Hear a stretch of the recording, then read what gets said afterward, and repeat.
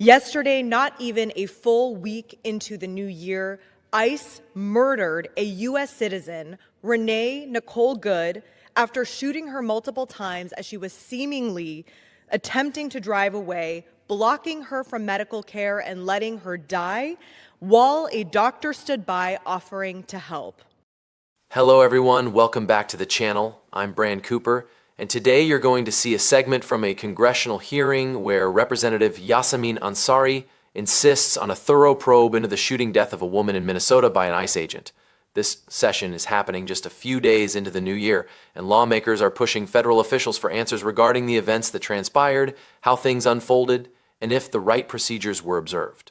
The words you'll hear are charged with emotion and intensity, underscoring the gravity of the inquiries being made and the pressing need felt by many legislators for transparency and accountability. This isn't a discussion panel or media analysis. These are elected officials officially questioning federal actions. Since the investigation is still ongoing, details are being examined, and this hearing aims to uncover facts, assign responsibility, and determine future steps. Let's watch the clip.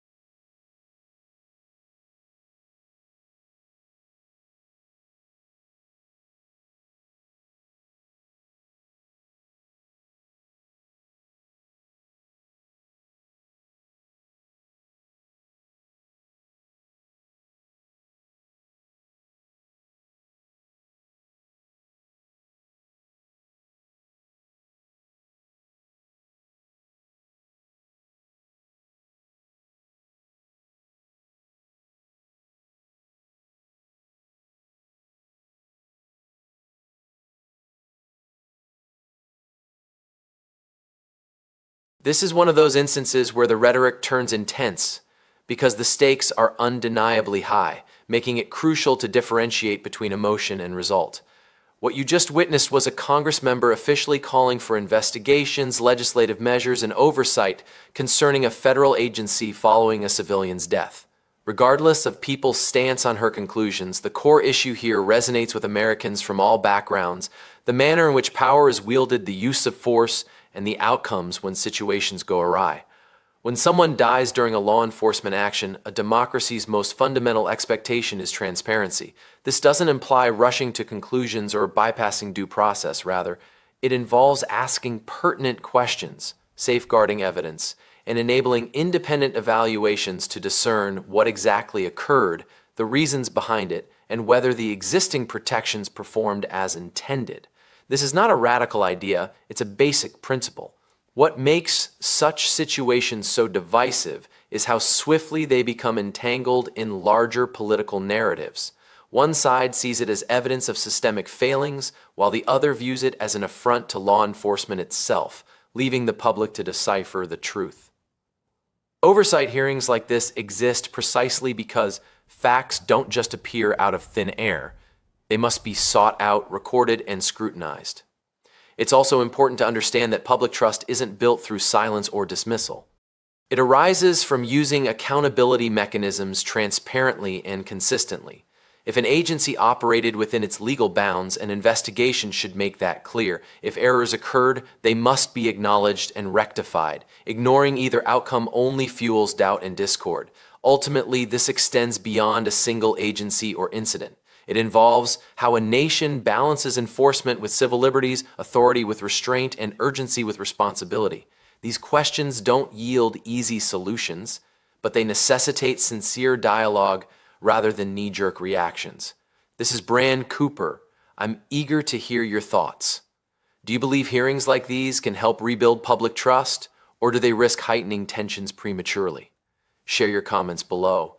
And if you appreciate detailed, thoughtful analyses of moments like this, consider subscribing so you don't miss future discussions.